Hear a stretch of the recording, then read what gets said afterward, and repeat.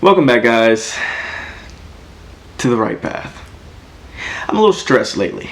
I got the corona stuff going on, not being able to see people, but alas, here we are, stuck in the house, and I have nothing better to do except make these videos, which is fine by me, because as you guys are very well aware, I've been slacking lately.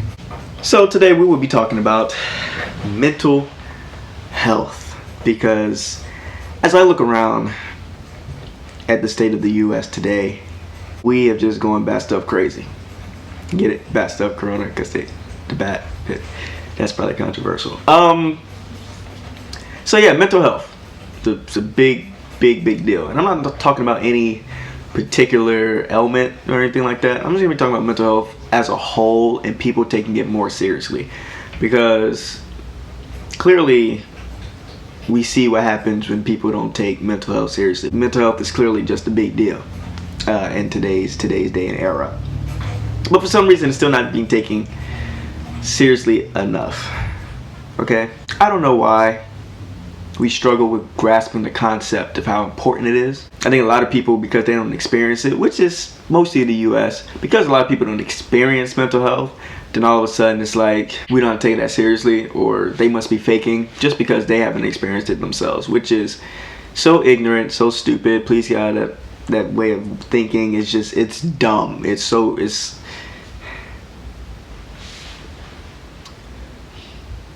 a sore subject for me, as you guys probably can already tell, simply because I've either dealt with it myself, I've dated people who have, or it's just something I kind of like looking up, reading about and whatnot. You guys have friends, family, things like that who deal with mental health and you still don't take it seriously. I'm just gonna jump right into it.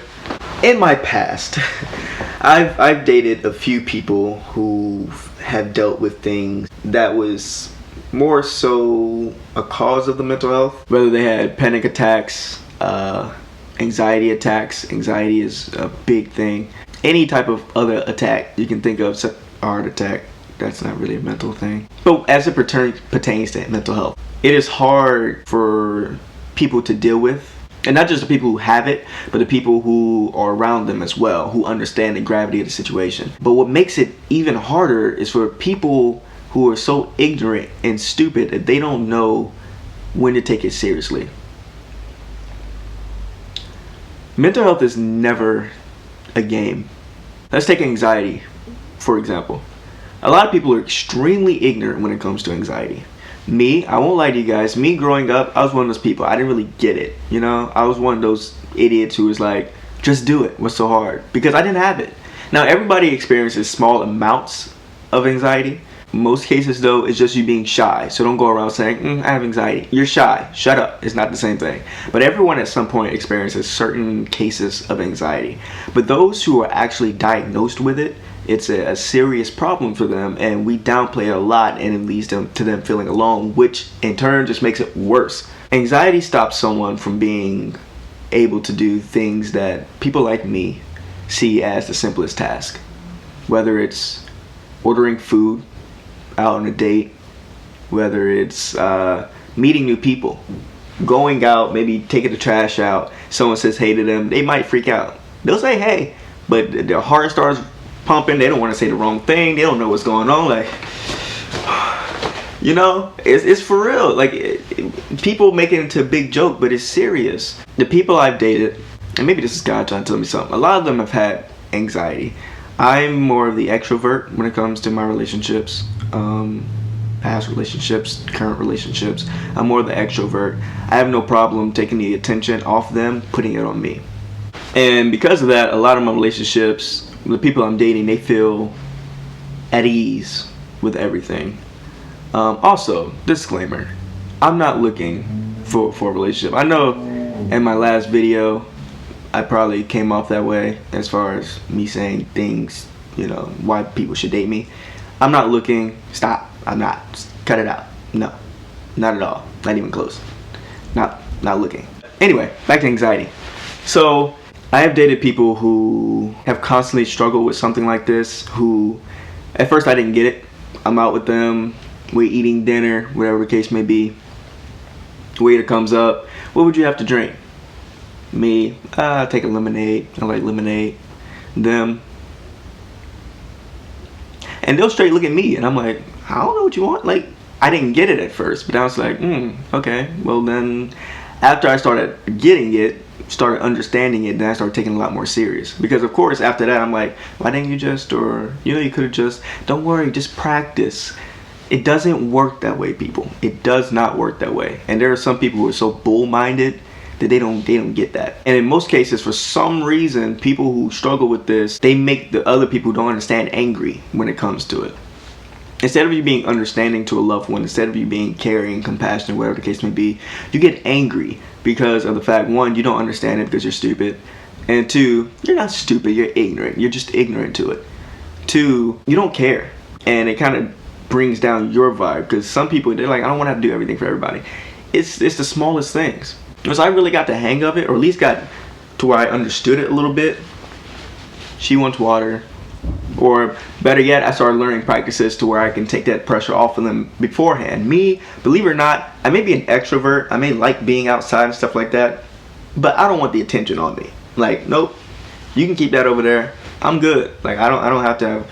But you start coming up with practices whenever you're dealing with someone with anxiety that makes it easier for them. Because if you really love somebody, no matter what they're going through, you're going to help them out. So if I'm dating someone and we're out, then I'll ask them beforehand, hey, what do you want to drink? When the waiter comes over, I'll take lemonade, they'll have a water, or they'll have a Sprite, whatever the case may be. They'll have Bloody Mary. I never order anybody that, and I hope I never have to. But but when it comes to things like going outside, meeting people and stuff like that, I have to be the loudest one in the room. Whether I feel comfortable with it or not, I have to be. Because when you're dealing with somebody with anxiety, they always feel like the eyes are on them. With whatever they're wearing, they always feel like someone's judging them. The walls are closing in, they don't know what to do. So me, if I really love that person, I have to take that pressure off of them. Then it's like, oh, hey, how you doing? My name is...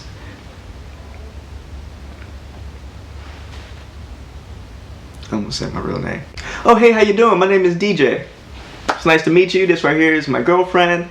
We love to meet you guys. It's so nice to have us here. Thank you so much. At that point, they realize I'm the loudest one in the room. I'll be the easiest one to talk to. They'll talk to me. There are some people who are stupid and don't get the hint. Like, they'll still try to force the conversation with your significant other. But then again, that's when you kind of, in a non-rude way, slide into the conversation and just be like, I don't know, just make something up even. Bring the conversation off of them, and you can talk in general. That doesn't mean make it all about you, because nobody wants that either. But at the same time, talk in general about everything. If they say something like, oh, such and such, how long have you guys been dating? And no, doesn't mean that they're completely helpless. They are not. Don't treat them like they're helpless, but it's okay to help out. So then it's like, oh, how long have we been dating, babe? Like, geez, that's actually a good question. It feels like so long ago. Turn it into a joke even, just to alleviate some of the pressure. And sometimes people with anxiety, their mind will freeze up. You have to give them time to be able to answer the question. So if I start that way, like, oh, how long have we? That's actually a good question. And then that gives them time to be like, oh, 5 years. Then it's like, oh, okay. That question's answered. And then right after that question is done, you ask them a question. To alleviate, once again, that pressure off of them, you ask a question, you get the conversation flowing to where you can be the main topic. And what I mean by that is not the main topic of conversation, but most of the questions are directed at you, and then you talk in general to include everybody, if that makes sense. If it doesn't make sense, I don't know what to tell you. But anxiety is always a big thing. I have a soft spot for it. I have a big soft spot for people with anxiety for obvious reasons. Well, maybe not obvious to you guys, obvious to people who know me. I had a friend, we're not friends anymore, but I had a friend who one time thought that somebody who was a sociopath was faking it. When it comes to being a sociopath, a lot of people don't get it, because how could you not feel emotion? Never mind the fact that that's something that's taught. People are taught to not feel anything like that.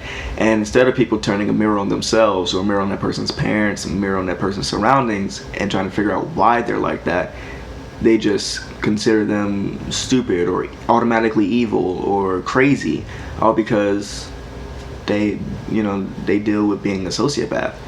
And sociopathic tendencies and being sociopath are not the same thing.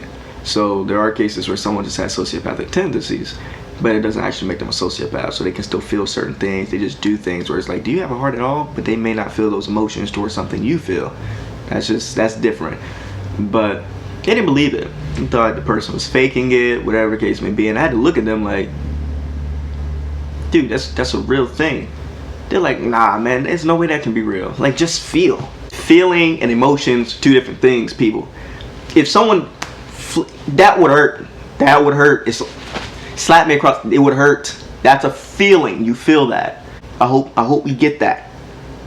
But they don't feel the emotional attachment. Most people, I think, assume a sociopath is a man type thing, which for most cases it can be, because men are the ones who are taught to put their emotions on hold a lot of times in this world. They're going to copy what you're doing, yes, but they're not going to feel the emotion behind it. If they think, okay, saying I love you gets me to experience this again, that's what I'm going to do, then that's just what they're going to do. If you make a joke and they don't really feel anything about it, but they see everybody else laughing, they want to fit in. They want to get to a better place. So they're going to be like, that was funny. And then later on, they're going to be like, what? They're not going to get it. They may get the joke, but they're not going to feel the emotions that come with it. That doesn't mean we start treating them like monsters. They're not. I've met some good sociopathic people. Truth be told, I met some good sociopathic people. Everyone assumes when you're a sociopath, you just want to kill, you just want to murder, going out killing goats and stuff. No, that's not it. Some of them are they just want to live life, but just understand that they just don't feel the same emotions that we feel. If they were to kill somebody, chances are they didn't feel anything about it, but that doesn't mean they're going to go out and try to kill somebody, or they have that desire in their mind to go kill somebody. They're not curious, like, I wonder how it feels, I'm just going to, no. They would still want to live a normal life. They still want to be able to do normal type things. It's just they won't feel anything for it. And us as Christians, not assuming everybody watches my channel is a Christian, but I say me as a Christian, it's not my duty to judge. You can be cautious, but you don't judge. I don't know how many times I got to get that across to people, because for some reason, I had a friend in high school, well, middle school and high school. We always just said Christians are so quick to send somebody to hell. I don't know why. The minute somebody do something, it's like, you going to hell. We're not supposed to do that. We're not whatsoever, and I don't want anybody thinking that that's the measure of a Christian. You know, that's all we do. We judge you, we send you to hell. No, the Bible says we're not supposed to judge. We're just not. With that being said, it doesn't mean we hang out around people with bad influences. The Bible also speaks against that as well. But we don't judge you because of it. We're supposed to lead you on a better path, which even me, I believe, is a calling when it comes to sociopathic people. We have to do that as well. We can't treat them any different. We can still be cautious and understand something, but they're still human beings. They're no less. Another big thing with mental health is, I don't want people to take this the wrong, take it the wrong way. I don't care. Black households. I'm going to speak directly to you demons, because I don't know what it is, where we got in our mind that black people can't deal with mental illnesses. Not all types of mental illnesses. I'm gonna speak back to anxiety. That black people can't deal or even have anxiety. That is so stupid. It's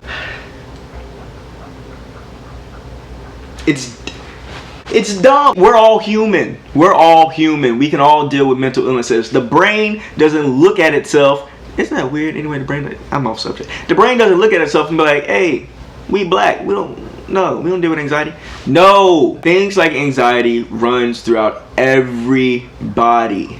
It doesn't matter what it is. And the people who believe that are the same people who, once the doctor says, no, this person does have anxiety, it's like, well, we all deal with anxiety. So one minute, black people don't get anxiety, the next we all deal with it. Black people, my fellow black Americans, or anyone, any black person on the face of the planet, if you're watching this, we have to start taking it more seriously, because we're ruining our kids. We're ruining our nieces, our nephews, our grandchildren. We're making them grow up to believe these toxic things that they're just teaching their kids, and then they're teaching their kids, and it leads to more toxic behavior. Because then you got some black kid who just for some reason seems to act crazy, but nobody believes he's dealing with anything like ADHD, ADD, anything like that. He's not dealing with anything because black people don't get that. He's just acting crazy. He ain't got no home training. But the truth of the matter is, he has something going on up here. He need to go see a doctor. But y'all don't want to believe that, because we don't need the white man giving us a bunch of medications, all that, all that bull. But truth of the matter is, we do. And then the overly Christian ones who for some reason think that religion will just heal anything. Don't get me wrong, I pray and I know God can fix everything.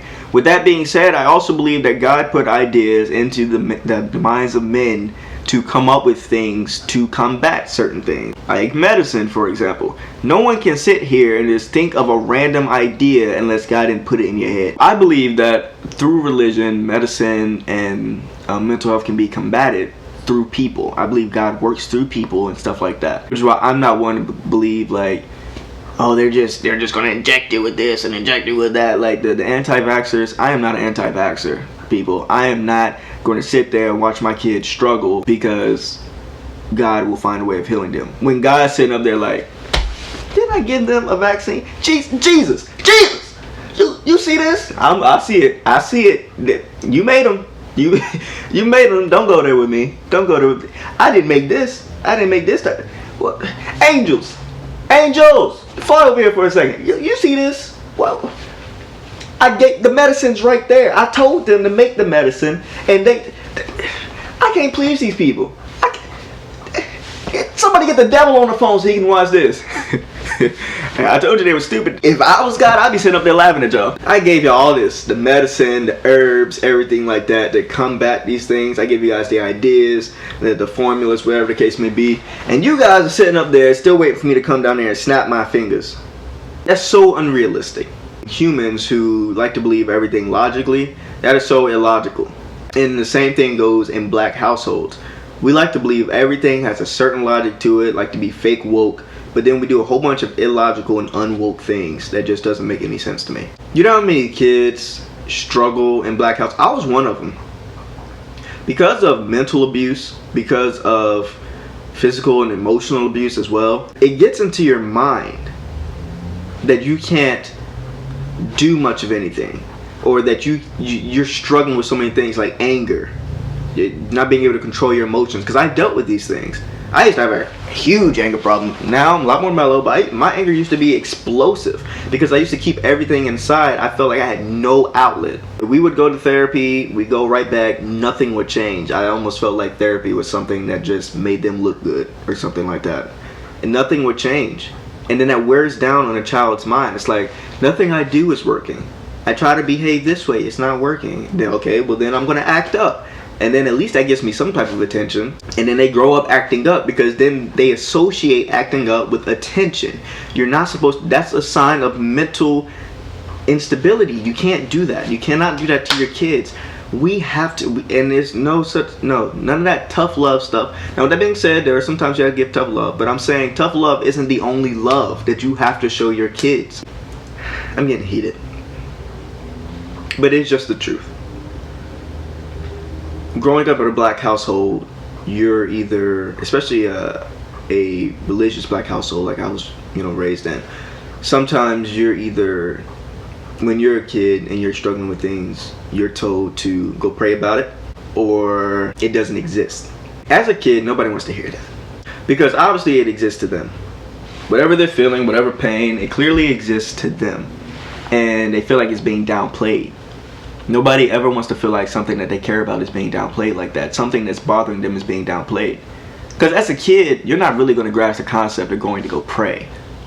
Or you're not really going to be able to discern all the time what's God's voice and what's yours. So as a kid, you're going to always want to look to your parents. Mom, dad, help me. Stepdad, stepmom, whatever the case may be, help me, because I'm struggling with this and it's affecting everything. You guys think I'm acting out when truth of the matter is I have so much things built up inside of me, so much pain, so much anger, that you guys are just so blind to it, and you guys are considering I'm just a bad child. But I'm not a bad child. I don't have the help that I need. And I don't know how many times I have to try to get that across to people, that you have to love everyone how they deserve to be loved. and in as Christianly way as possible. It infuriates me even when I grow up and told all the things that I'm doing wrong constantly, because then sometimes it's like, one, that's all you've been taught. From my personal experiences, I don't mind neglected. Like I said, growing up, I felt neglected a lot. Things in my mind, I feel like I didn't really have anyone to talk to. If I did have someone to talk to, it wasn't exactly who I wanted to talk to. I wanted my parents to understand. My mom, my stepdad, for example. I really wanted them to understand the things I was going through. Often cases they didn't, or they believed any problem that you had was solved with a belt. I'm gonna beat you until you stop acting this way. Not realizing that's just adding to the trauma, adding to the pain. I grow up, I get into relationships, and in my mind as a kid, because all kids in their minds like, I'm not gonna grow up to be like them. I'm gonna be better. I'm gonna treat my kids better. But you don't understand the psychological damage that has already been done to you. So you get into relationships and you have an anger problem, or you get into relationships and you have an abandonment problem, a trust issue, and you don't really quite understand where it's coming from. You know it's associated with pain, but you're delusional as to what circumstance is causing it. Like me, let's say you were in a past relationship. Like me personally, I've been in past relationships where I've been cheated on multiple times. And moving forward, I assumed that all of my pain was coming from that. But then once I managed to get rid of that, completely forgive that, I was still angry. I still didn't trust. Still felt hurt all the time. Then I had to start taking a look at my childhood. I had to start taking a look at my attachment styles, which is, what is it, passive aggressive? I think that's the one. That's probably not the one, but it's not. I have like the worst attachment style, which I'm working on. It's gotten a lot better. But when I was dealing with counseling and stuff like that, I had the worst attachment style. And that specific attachment style, I have to remember the name, is associated with childhood trauma. And in a black household, they don't understand things like that because either they weren't taught something like that or they just don't care. They don't want to know about attachment styles and love languages. They don't care about all of that. It's like, no, you're going to do exactly what I say. When I say do it, if you don't like it, you can get out of my house. And that's just not the way to go about it. Because then you create little monsters running around like I was. Not realizing I was doing anything wrong, always so argumentative, so defensive. The minute someone said something to me, it was like, no, you're wrong because I'm feeling this way, I'm feeling this way. I was always overpowering someone else's emotions. And a lot of times I was the toxic one. Not in relationships where they cheated on me. No. They actually just messed up there. I promise you on that one. In some of my more recent relationships, and there were times where I was the toxic one. And I was so convoluted in my mind. I was so worn down. I didn't get it. And it took a lot of loved ones, like my close friends, to be like, get you some friends like mine who will tell you like, hey man, you're acting a little crazy. Like, you might be wrong in that situation, but let me tell you why you're wrong in the situation. Get you some friends like that, because that helped me. Also like that. And I'm not saying all black households are like that. There are some black households where it's like, we get it. We're going to help our kids thrive no matter what. If they're having a problem, they can talk to us about it. We're going to figure it out together. That's how it should be. Not saying there aren't times where it's like, no, it's still my house, my rules. But you still want them to feel loved. They can respect you a lot more. A child will respect you a lot more if you're there for them. Or even, let's say you're in a situation like where you're living with your big brother, living with your big sister or cousin, whatever the case may be. Getting directly to that big brother, big sister, cousin, whatever you may be. You still have to care for your little siblings or your little family members. I say that, your family members, in that way. And treat them how you were raised. You have to be open-minded to understand that there are more things outside of your bubble that people can be dealing with, outside your own beliefs that people can be dealing with. And a lot of cases, a lot of people just don't. They don't care. It's honestly sad. Love someone and you see the pain they're going through because of another loved one, which I'm sure was the case in my case, as it was for people I've dated, stuff like that. Like it's obviously serious, and it's almost heartbreaking it is heartbreaking. It's really sad. Because you want to do everything you can to help them, but they're already worn down. And then it's not really your responsibility to build them back up, but as a significant other, you definitely want to do everything you can to help. But it's extremely hard. Especially, I'm going to keep talking about anxiety because anxiety is the biggest one that I see. Especially when it comes to anxiety. I think when it comes to things like anxiety, even though we don't understand it all the time, that it would be the easiest to sacrifice for. Because that's how I had to start saying it. Like, oh, you just can't. You can't order food on your own. That's no problem. I have no problem saying a few extra words to get you your food. A story once of a family, they went to Applebee's. His wife, the husband was there. He didn't understand. His wife had severe anxiety, whatever the case may be. They even had kids with them. But I guess he's just not really an understanding person. Later comes up a waitress. I'm pretty sure it was a waitress. Yeah, I remember who it was. It was a waitress. Comes up and wants, takes their order. He orders his food, and then she's waiting on him because she told him what she wants. He's like, no, like, I'm tired of always having to do this for you. You order your food for you. You're a husband. That shouldn't even be. Anyway, so she's feeling anxious. She can't. She physically can't. And then the kids try. He's like, no, kids, I guess your mom's not eating then until she can do it. You can't force it out of people. It's so stupid. You can't force that out of people. And you are the lowest human being if you try to do something like that. You are the lowest human being possible when you have someone who is clearly, she's in tears, literally crying, hungry, watching everyone else eat their food because you are too stupid and ignorant and unloving, for that matter. That is your wife. And you're going to sit there and watch her starve. Lost my voice for a second there. I apologize. Anyway, you're going to sit there and watch her starve. All because of something you can't understand. Obviously, you didn't try to gain any understanding either. Because if you tried to gain understanding of what someone's going through, this would never even have been a conversation. With me, it got to a point, it wasn't even a conversation. Hey, babe, what you want? Okay. Shout out the shrimp lo mein. You want anything extra with that? Okay, she wants this, she wants that, whatever. There was no more problem to work because I was willing to work through it and understand why. If you really love somebody, there is no hesitation, none whatsoever on your part. Whether you're big sister, uncle, aunt, nephew, it doesn't matter. Mom, dad, there should be, if you really love that person, there's no hesitation whatsoever when it comes to helping them out with whatever. But especially when it comes to mental illness, mental health. That is something that it shouldn't even, I don't know. I don't get it. I don't get it. And it does make me angry because I've seen people suffer more at the hands of their loved one than they do from mental health. And it's because of the mental health that they're dealing with, but instead of the loved one helping them out, they make it worse.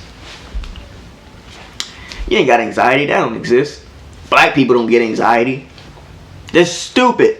Any doctor would tell you that. But then again, it's like, we don't need to believe the doctors. We don't need no doctor telling you what's wrong with you. And meanwhile, because anxiety can literally wear down your brain. It can wear you down. It can break it down to where you're just almost gone. Not like a vegetable gone, but just gone. Anything to where you don't have any confidence, self-esteem, anything like that. I always feel like someone's judging you and stuff like that. Eventually, you'll start to judge yourself. And when you're looking to your loved one who you need the most to help you out, and they're those other people that's looking at you that way, then what hope do you have for yourself? It wears a person down. Especially in black households. Now, it happens everywhere else too, don't get me wrong. But I'm going to speak from personal experience, things I've seen. And obviously, in case you guys can't tell, I'm African American. So I'm going to speak directly to African American households, in most cases, when it comes to things like mental health. Even no kid, no adult even, because it gets you once you're an adult. No adult should have to go to sleep crying every night because of some trauma, some past experience, or something that they feel like they're a freak, they're a monster because they can't do the simplest tasks throughout the day. Should ever feel like that. And it starts with people being able to understand it and loving that person enough to help no matter what. Whether you're dealing with a sociopath, someone with anxiety, or some other mental illness, matter. They're not saying these are on the same level, because obviously they're not, but imagine you have a kid with Down syndrome. And I know there are some monsters out there, it's like, I don't want the kid, throw the kid away, which is despicable. But imagine you have a kid with Down syndrome. You would do anything and everything for that kid because you understand there are certain things they just cannot do.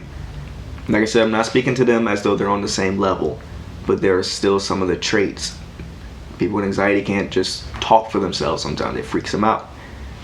And you're going to want to do everything you can to help someone with Down syndrome, right or wrong. You feel for that person. They can't do it for themselves all the time, because there are some really strong ones out there. Obviously, you know, they don't let things like Down syndrome get to them. You know, they do everything they can. I respect those people a lot. I respect everybody with a mental illness, as you should as well. But it starts with being able to speak directly to that person, understanding them, and then helping them. You shouldn't even be in a relationship with someone if you don't, one, get to understand the things they've dealt with, and two, be able to help them through it. I used to be one of those ignorant people. Ask questions. I wasn't aggressive about it. I would ask questions like, oh, come on, like, why can't you just, not realizing I was making the situation worse, because then it's like, wait, why can't I do that? And then it's freaking them out and they feel like a monster, but truth is they just can't. The point was like, no, okay, I understand. I love you, so I'm not going to keep making you feel this way, and I'm not going to let anybody else around you make you feel that way. If I gotta go fight somebody because I see them make you act up in that type of way, making fun of your anxiety and you have an anxiety attack, or you're freaking out about something, I have no tolerance for it, because I take it extremely seriously. Someone who suffered, I don't have a mental illness per se, but whose mental health suffered at the hands of a lot of people, I take it seriously. Being that I suffered, I made other people suffer. I made other people hurt. And those are things, of course, I had to forgive myself for, but it was hard. They say hurt people. And it's the truth. But when you really love somebody, you have to turn the mirror on yourself. And this goes for people with mental health problems, as far as anger issues, abandonment issues, trust issues. You have to turn the mirror on yourself as well. But also the people who just don't understand it and throw it off to the side like it doesn't matter. I'm speaking to you guys as well. You have to turn the mirror on yourself.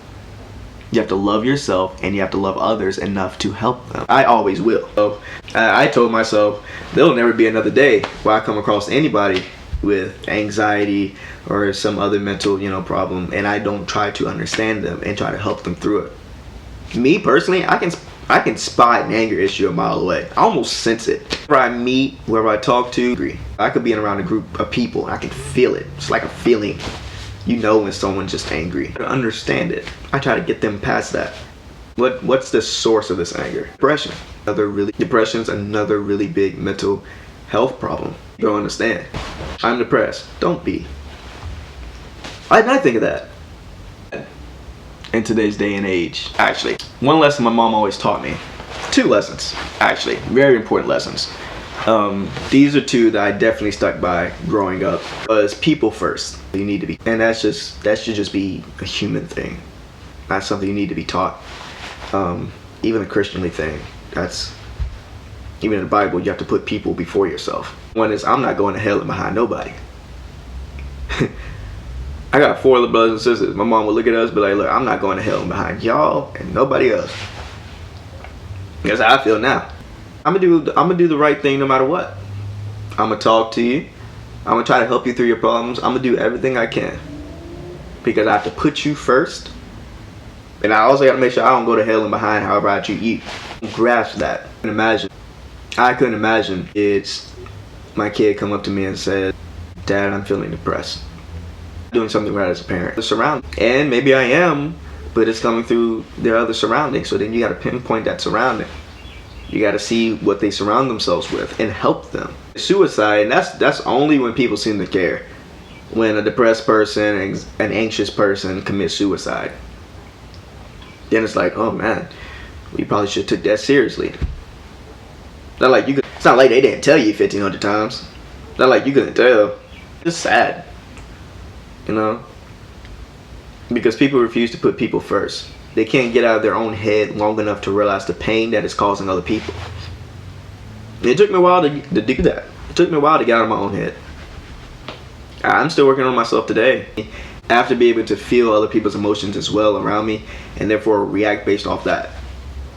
Because if you don't get the concept of understanding people's emotions and reacting accordingly, you'll never be able to help them.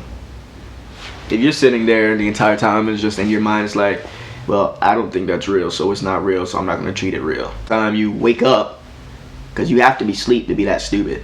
Your brain just had to shut down completely. By the time you wake up, it's too late. And I really hope you guys are really fully understanding what I'm saying. Say, hey, Chip. That's Chip. My ferret. Yeah, it's not really. Chip think he's better than me. They have to be able to understand that. You know, mental health has to it has to be taken a lot more seriously than it is. You have to start, don't alienate people. You still make them feel human. But you have to start taking it a lot more seriously. Because it leads you to neglect the people you claim to love and care about. All because you want them to be like you. Put you down. Not some he's laying on my foot. Human. We all deal with things. We all deal with pain. And I know there are some people out there, you know, they're gonna watch this video. They're gonna be like, he don't know what he's talking about. Defend all you want to. But in your offense, don't hurt the people you claim to love. You're not supposed to be feeling attacked. You're supposed to understand and therefore go understand the other person in your life who's dealing with certain things like that, whether it's depression, anxiety, sociopathic disorder, whatever, the DID, you know, think people with DID, they still need the same amount of love too. You know, it's really important things like that you have to be able to get a hold on. Not control it. Get out of your own way of thinking, right? Just because something may fit your way of thinking doesn't make it right. You're ignorant and something this leads towards, like, further down your ignorant path, it matches up with how you think perfectly, it doesn't mean it's the right thing. Help me with my mental health issues. I keep them in my life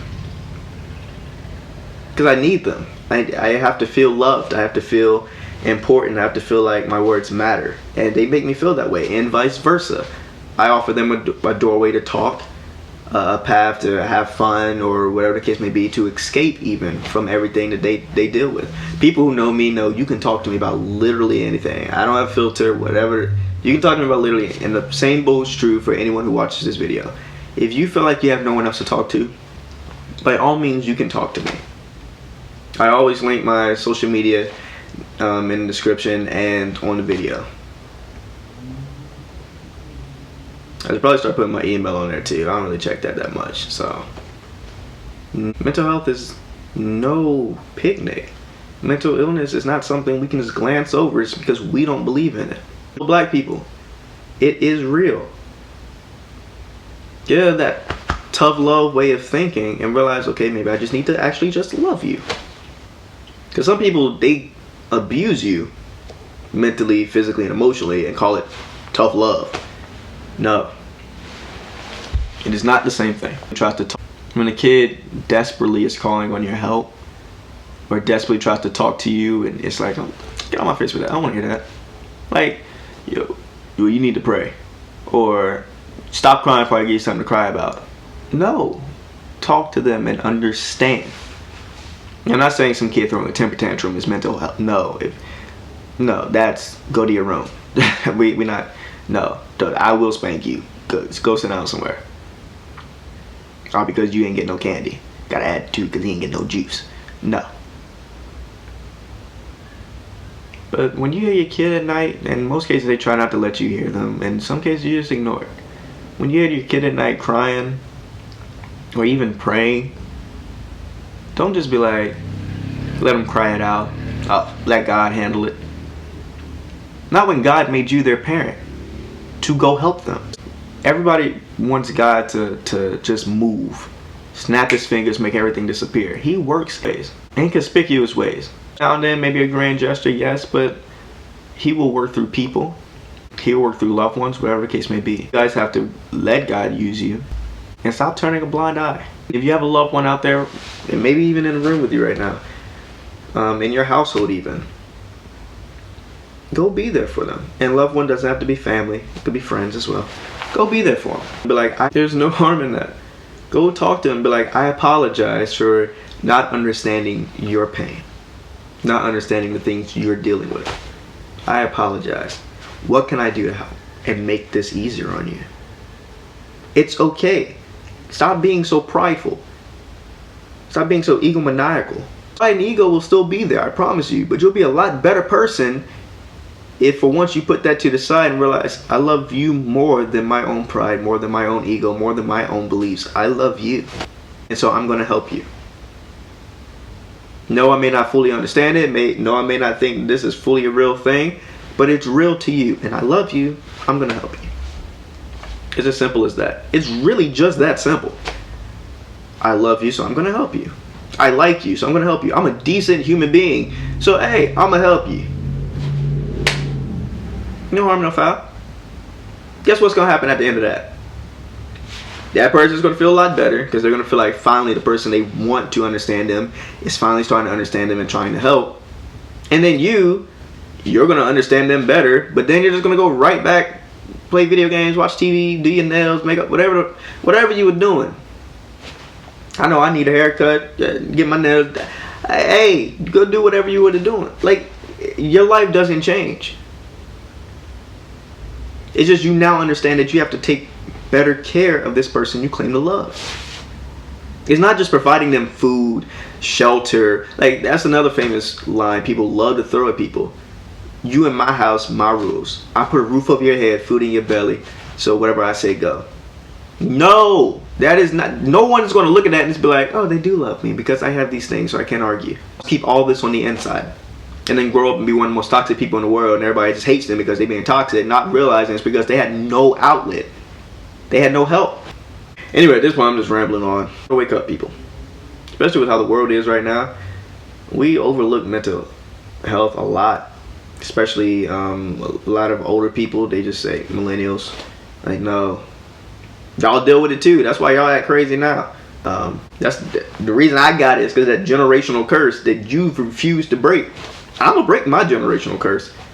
My kids are gonna feel loved. They're gonna feel like their dad cares about them, understands them, and listens to them. And I make that a solemn promise. Your mentals, take care of your chicken. Y'all understand that reference? You're too young, but just please, guys, take care of yourselves. Take care of your loved ones. People with mental health, it's okay to get help. I know a lot of people tell you guys you don't need it. It is okay to go get help. It's okay to turn a mirror on yourself and realize, I'm dealing with this. I have to go get me some help. So down, you have to feel comfortable enough getting help and accepting that that's just the best help you're going to get. Yeah, just love more, be more understanding, people first, and don't go to hell and behind nobody. Alright, this has been the greatest host in the world, DJ Wright, guys, for once again staying on the right path. Please continue to stay on the right path. If you fall off, just walk back on to the right one.